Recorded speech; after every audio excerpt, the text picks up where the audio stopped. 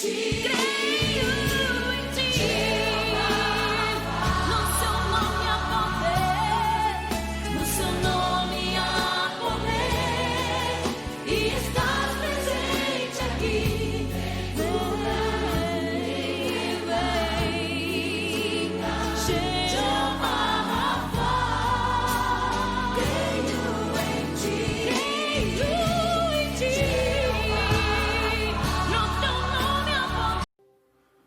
Olá, irmãos, olá, irmãs, graça e paz a todos. Que bom que nós podemos estar aqui juntos mais uma vez, mais um dia especial porque estamos com vida, com saúde, abençoados pelo Senhor e porque esse foi um dia que o Senhor nos fez e nos deu de presente, não é isso? Então nós estamos aqui para mais uma aula da Escola Dominical, tá? Eu quero deixar aqui registrado meu abraço em meu nome, em nome do Dirceu, para todos os irmãos aqui da Igreja Metodista em São Roque, para os nossos pastores, pastor Felipe, pastor Eduardo. Um abraço para vocês, Deus abençoe a casa de todos, o ministério de todos vocês. Hoje domingo, dia 2 de agosto de 2020, primeiro domingo de agosto. Meu Deus, como as coisas e o tempo estão passando muito rápido, gente, como está passando rápido demais. Então, hoje domingo, primeiro domingo de agosto, dia de ceia, dia de celebrarmos, de rememorarmos a paixão do Senhor. Então nós vamos convidar você para preparar os elementos da ceia, prepare lá o seu pão, prepare lá o seu suco de uva. À noite nós vamos estar celebrando com alegria mais uma ceia do Senhor, tá bom? Então, sem muita enrolação, né, ou como diria o meu parceiro Dirceu, sem mais delongas, sem nos delongarmos mais, a gente está vendo a lição número 9 da nossa revista, Entre Alegrias e Tristezas há um Coração, tá certo? Fundamentada lá no texto de Provérbios 15, versículo 13 a 18. E esta é a segunda parte dessa lição número 9, tá? A gente dividiu em duas para que não ficasse um tempo de aula muito longo, tá certo?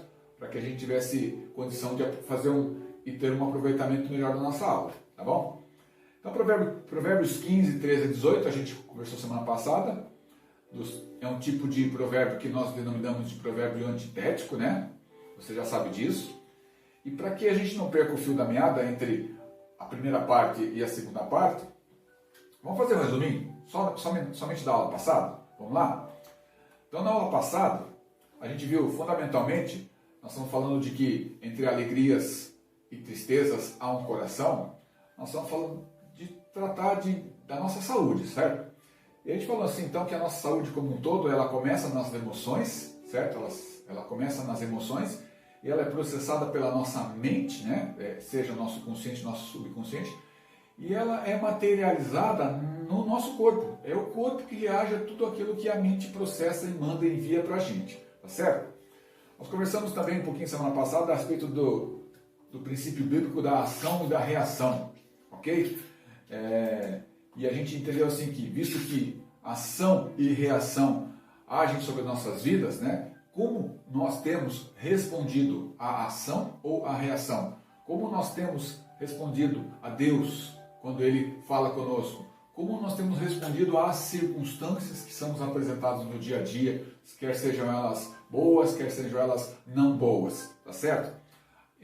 Circunstâncias, nós já falamos daquilo que acontece no dia a dia, né? Ação e reação, como eu respondo, como eu reajo, tá? A gente falou também que o nosso corpo reage, ok? A gente já tinha conversado isso aulas atrás, e a gente entendeu que o nosso corpo, ele dá algumas dicas, ou melhor, ele dá todas as dicas para que a gente possa compreender qual é a emoção que deve ser trabalhada por nós. E que também a gente conversou que a maioria das vezes a gente esquece de vincular o problema que é físico, a alergia, as dores nas articulações, as dores na cabeça, a uma emoção anterior, que isso tudo pode ter sido causado por uma emoção, por um sentimento, tá? Então nós tratamos, como eu disse, a alergia, nós tratamos as dores, nós tratamos as febres e a causa emocional ela permanece forte, ela permanece latente e a gente não dá o devido valor para isso. E é isso que faz com que o problema volte a aparecer lá na frente, porque nós não tratamos, na maioria das vezes, da solução do problema. Tá? Falamos do nosso coração, enquanto coração órgão, que ele é uma bomba, né? Uma bomba no sentido de que ele é um órgão feito para bombear sangue para todo o nosso corpo, né? Dissemos também que ele é um órgão que deve ser preservado, né? Resguardado, mantido da mesma forma que o original, tá bom? E perguntamos assim, o que é que o coração, se ele é feito apenas para bombear o sangue para todo o nosso corpo, o que o coração, ou o nosso coração, tem a ver com as emoções? E aí nós chegamos assim a conversar um pouquinho e que o coração ele está ligado sim ao cérebro e ao corpo também por estímulos nervosos. E são eles, esses estímulos nervosos, que dizem quanto o nosso coração precisa trabalhar, tá certo?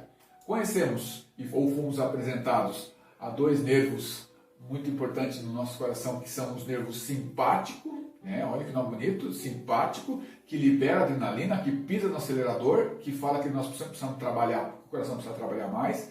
Em outras pessoas atua, ou de outras formas, né? Mas com mais frequência, o nervo que nós chamamos, e fomos apresentados a ele na aula passada, chamado nervo vago, que é o que é responsável por pisar no acelerador, que breca os sentimentos, tá bom? Foi isso que nós conversamos então na aula passada. E hoje nós viemos com uma proposta, né, de apresentar algumas características, algumas condições, alguns textos bíblicos que nos falam como a gente pode proporcionar ou ter proporcionado para as nossas vidas a cura desses sentimentos que pode nos estar provocando algum problema físico, tá bom? Algum problema físico, tá? E é isso. Então, a proposta da nossa lição, dessa lição agora, da lição da semana passada, é apontar caminhos para a gente superar as tristezas da alma e também para que nós possamos viver emocionalmente saudáveis. Tá legal? É isso. E se vocês se lembram, na nossa última aula, a gente já chegou a dar algumas pistas, a dar várias pistas, várias dicas de como isso pode proceder, de como pode ser processado essa questão da cura dos nossos sentimentos, tá bom? E eu não acho que é repetido nós lermos novamente o texto de Provérbios, que é o texto da nossa lição dessa semana, tá? Provérbios 15, 13 a 18. Vamos ler? Sabe por quê?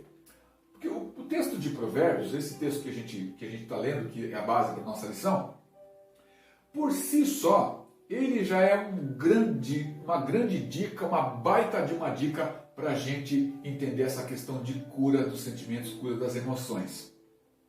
Não sei se você se lembra, numa das aulas passadas também, a gente chegou quando a gente começou a estudar o livro de Provérbios, que para os textos de Provérbios, não compete interpretações. O que está escrito é o que vale.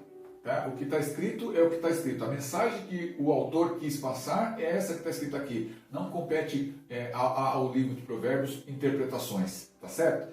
Então vamos ler o que diz Provérbio aqui, 15, versículo, vou repetir aqui, 15, 13 a 18. Assim: coração contente alegra, formoseia o semblante, o rosto. O coração aflito abate o espírito.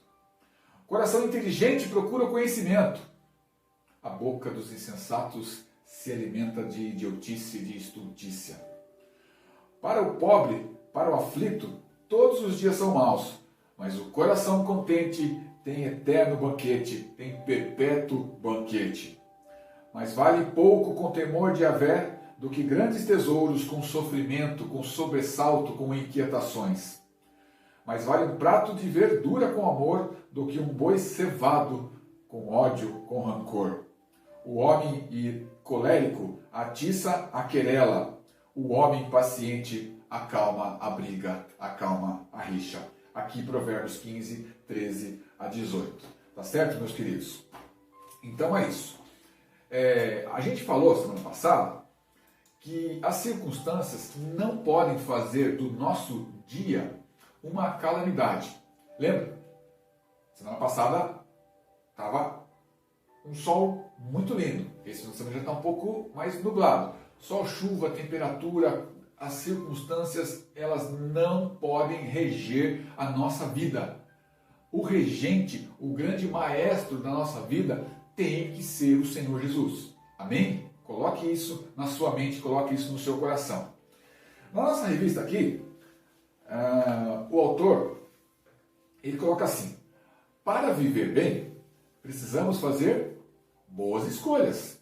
Precisamos cuidar do nosso coração, para que no nosso coração reine o quê? A alegria e a tristeza não tenha morada permanente. O que esse texto de Provérbios nos ensina sobre isso? Vamos ver agora.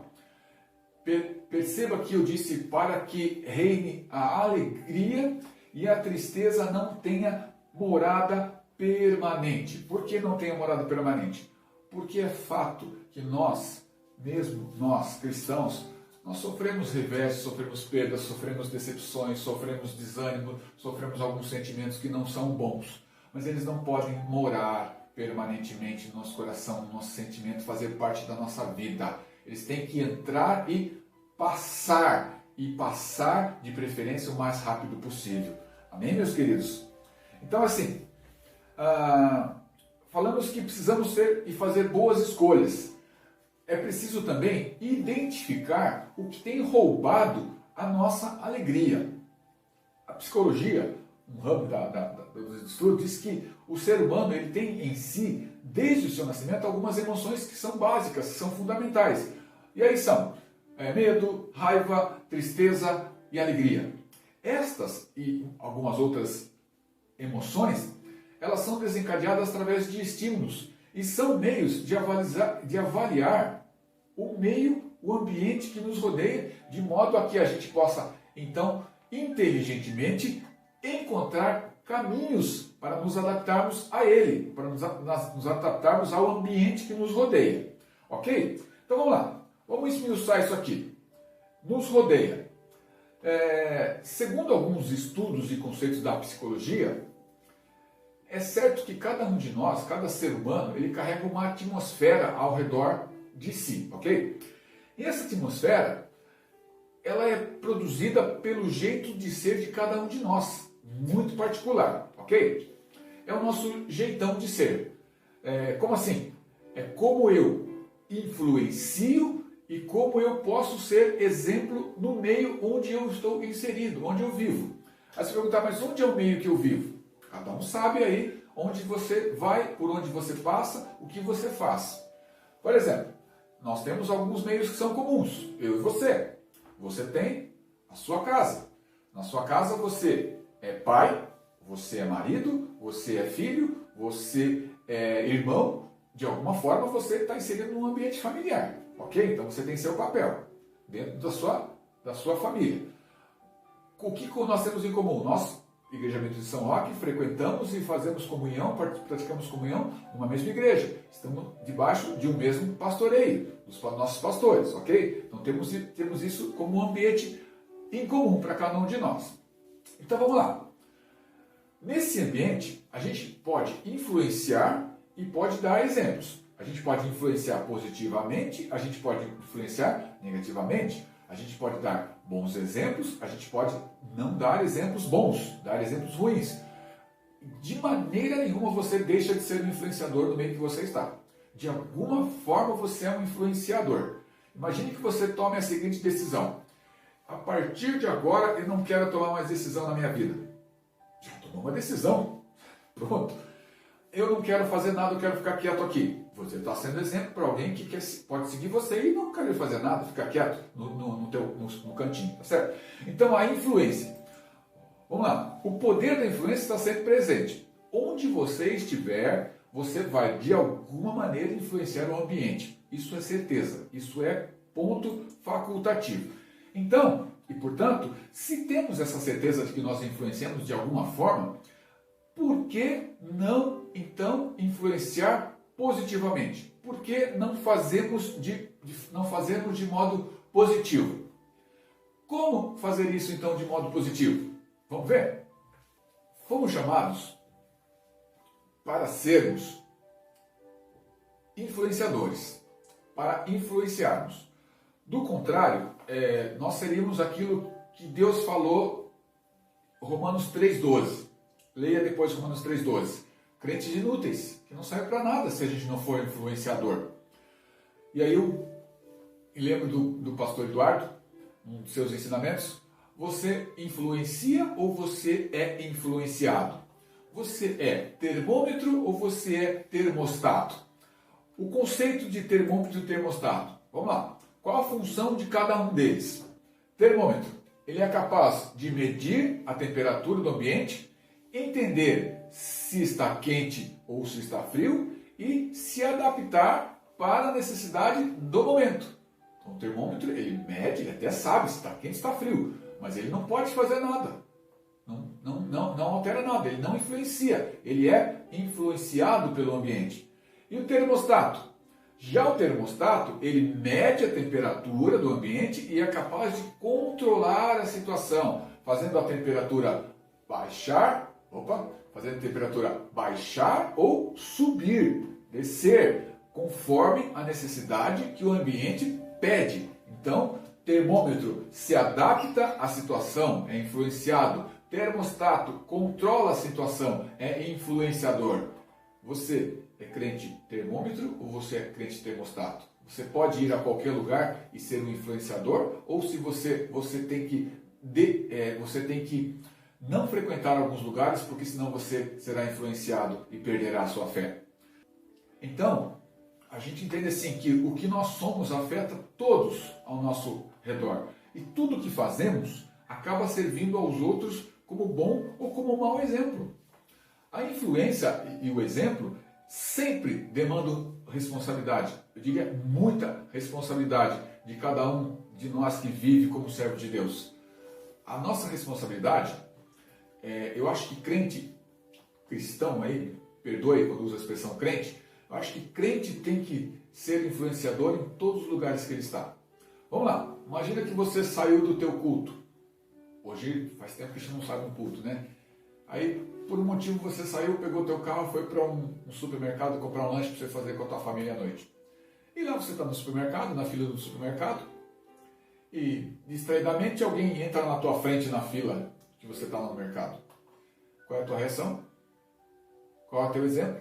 Como você vai influenciar?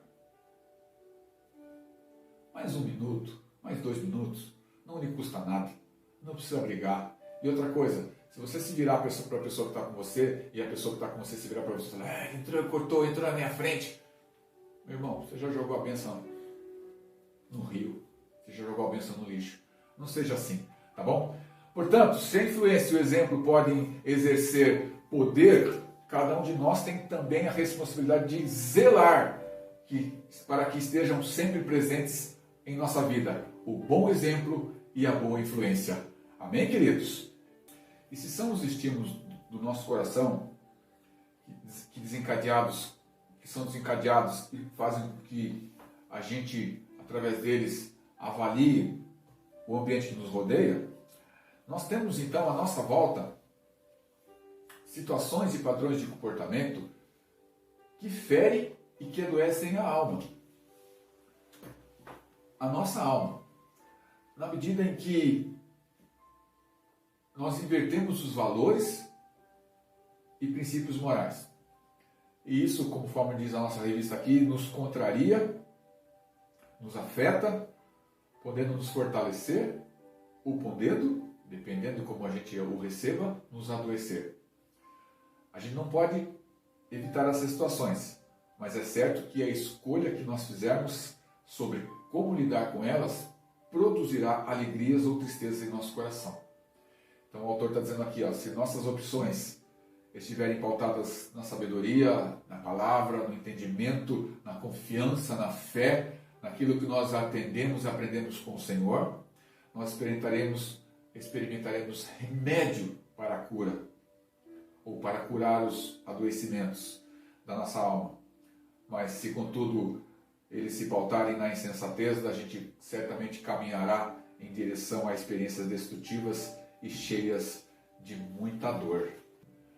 Então, se a nossa vida se pauta em escolhas boas, em identificar o que rouba a nossa alegria, depois de identificadas, nós precisamos saber como nos livrarmos desses ambientes que são considerados tóxicos e como isso pode colaborar na construção de relações saudáveis. Então, um conceito, um ambiente repleto de contendas, fofocas, ciúmes, injúrias, intrigas, falsas relações, inimizades, isso não faz bem a ninguém. Isso é óbvio, né? No entanto, muitas vezes nós não somos apenas as vítimas desses ambientes, mas acabamos colaborando para que ele se torne assim. Aí então o arrependimento e o perdão devem ser os primeiros passos para o processo de cura e transformação. E guarde essa palavra perdão, ele é tema para daqui 2 aulas, se o Senhor permitir, tá certo? Então vamos lá. E uma das maneiras então de identificar o que rouba a nossa alegria é assim. Alguns fatores têm a ver com a maneira que nós vemos a vida e nos relacionamos com as pessoas. Outros fatores com as dificuldades e situações que nos surpreendem. Quando o que rouba a nossa alegria tem a ver com as atitudes equivocadas, nossas atitudes equivocadas, ou atitudes equivocadas de terceiros contra nós, é preciso ter coragem para reconhecer os erros e fazer o quê? Livrar-se deles, mudar de rua, atravessar, tá? Não é porque as coisas não deram certo agora que não vão dar certo nunca mais. As situações difíceis não podem roubar, eu já disse isso, as situações difíceis não podem roubar a nossa gratidão e a certeza do amor e do cuidado de Deus. Amém? Escolhas, boas escolhas de preferência, identificar o que tem roubado, livrar-se dos ambientes tóxicos e reagir. Outra forma, então, de nós livrarmos é reagir. É agindo com prudência, é agindo com sabedoria, é mantendo os relacionamentos baseados na verdade. Cultive suas amizades. Sim, dê valor a elas. Tão importante quanto dizer eu te amo é dizer o que está ruim para a pessoa. Seja sincero, tá certo? Seja sincero com quem você está convivendo com mais frequência. Para isso, use as palavras. Olha o que o texto está falando aqui, olha o que o autor está falando aqui. Para isso, use as palavras e não a violência. Amém? E existe ainda a necessidade de não adiar as decisões. A indecisão atrapalha, traz ansiedade e traz angústias. Tome decisões, mas com sabedoria. Tome decisões, mas tome com honestidade. Para isso, quanto mais perto de Deus você estiver, quanto mais intimidade você tiver com o Senhor, ore ao Senhor, esteja íntimo dele. Isso é fundamental para as boas escolhas, para a sabedoria. E as nossas escolhas, elas envolvem perdas, certamente, e ganhos. E sempre as nossas escolhas trazem ensinamentos. Tem vezes que ser feliz também pode ser uma decisão. Busque então para os seus problemas. Busque então soluções para os seus problemas. Não deixe que o pessimismo paralise você. Tenha fé, tenha confiança no propósito, cuidado e no amor de Deus. Essas e outras atitudes preservarão o seu coração. E é disso que nós estamos tratando nessa aula aqui, de preservar o nosso coração. Suas emoções e sua mente também serão preservadas. Certo, meus queridos? Então, para a gente finalizar, para a gente concluir, tudo isso que nós acabamos de falar aqui está nos textos que são separados para nós como os textos de leitura para fazermos durante a semana. Então, por isso, eu quero ler com vocês 4 desses textos. São 3 versículos em Romanos 12, abra aí, e um versículo no Salmo 119.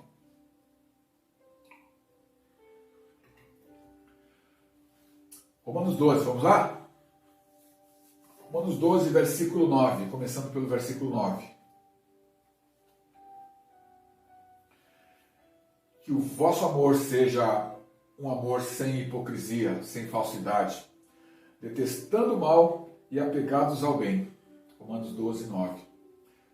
Sempre que possível, não pratique o mal, mas além de não praticar o mal, sempre que possível, procure praticar o bem. Certo? Romanos 12, 9. Volta um pouquinho seu dedinho, Romanos versículo 3 do capítulo 12. Em virtude da graça que nos foi dada por Jesus, que me foi concedida, eu peço a todos e a cada um, Paulo falando, eu peço a todos e a cada um de vós que não tenha de si mesmo um conceito mais elevado do que convém, mas uma justa estima, ditada pela sabedoria, de acordo com a medida da fé que Deus dispensou a cada um de nós.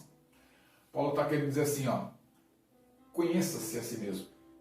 Se necessário, limite-se. Se necessário, pise no freio e considere sempre os outros superiores a você. Respeite seus limites. Saiba dizer não quando for necessário. Certo? Romanos 12, 16, está aí no mesmo capítulo, diz assim, ó, tenham a mesma estima uns pelos outros, sem pretensões de grandeza, mas sentindo-vos solidários com os mais humildes. Não vos deis ares de sábios. Ares de sábios. A gente está estudando aqui em Provérbios que Salomão foi um dos homens mais sábios que existiram. A gente estudou aqui que outras pessoas na Bíblia foram consideradas muito inteligentes, usadas por Deus pela sua inteligência para cuidar de pessoas. A Bíblia está dizendo assim, não vos deis ares de sábios, ou seja, não sejam falsos, não sejam hipócritas. Se vocês são sábios, pratiquem a sabedoria, não simplesmente maqueiem, também sejam dissimulados, tá bom? É isso. E como Paulo diz num outro texto também, né? Considere os outros superiores a si mesmos. Filipenses 2, versículo 3. Se você puder, leia depois. E aqui, assim que terminar essa aula, eu quero que você... Eu estou trazendo um desafio para você. Abre comigo aí Salmo 119, versículo 163. Salmo 119, versículo 163. Você sabe que o livro de Salmos, e principalmente o capítulo 119, é o capítulo mais longo da Bíblia, né? Tem 176 versículos. E todos os versículos desse salmo, né, eles nos falam de leis, de preceitos, de mandamentos, de caminhos, de testemunho, de juízos, de decretos. Todos os versículos, todos os 176 versículos desse salmo. Eu quero ler com você os 163. Detesto e abomino a mentira e amo a tua lei. Tem uma frase que é atribuída a Inácio de Loyola, e eu achei essa frase muito bonita, né? Ela diz assim, a maioria das pessoas não faz ideia do que Deus poderia fazer delas se somente elas se colocassem à sua disposição, à disposição do Senhor. Eu vou escrever essa frase aqui. A maioria das pessoas não faz ideia do que Deus poderia fazer delas se somente elas se colocassem à disposição do Senhor, à sua disposição. Trocando em miúdos isso que a gente falou. O Senhor nos criou por amor e para o amor. O Senhor, Ele é o nosso Criador, Ele nos conhece como ninguém. Nós somos feitos lá atrás, lá antes do pecado de desobediência de Adão e de Eva, nós somos feitos, criados sem defeitos. E nós vivemos de lá para cá em busca agora de sempre consertar uma coisa aqui, uma coisa ali que está em nós, de reparos. Todo esse Salmo 119, o mais longo da Bíblia, com 176 versículos, como dissemos, ele proclama, ele fala da beleza da lei de Deus. São 176 versículos glorificando a lei do Senhor. Eu tenho um desafio para você. Assim que nós desligarmos esse nosso aparelhinho que nós estamos assistindo a aula agora, pegue sua Bíblia, leia o Salmo 76, Salmo 119. Veja, mas leia com essa ideia de que Deus é glorificado através do Salmo 76. Tá certo? Eu só quero ler mais um versículo com você do Salmo 176, não, do Salmo 119, que tem 176 versículos, ok? Salmo 119, versículo 89.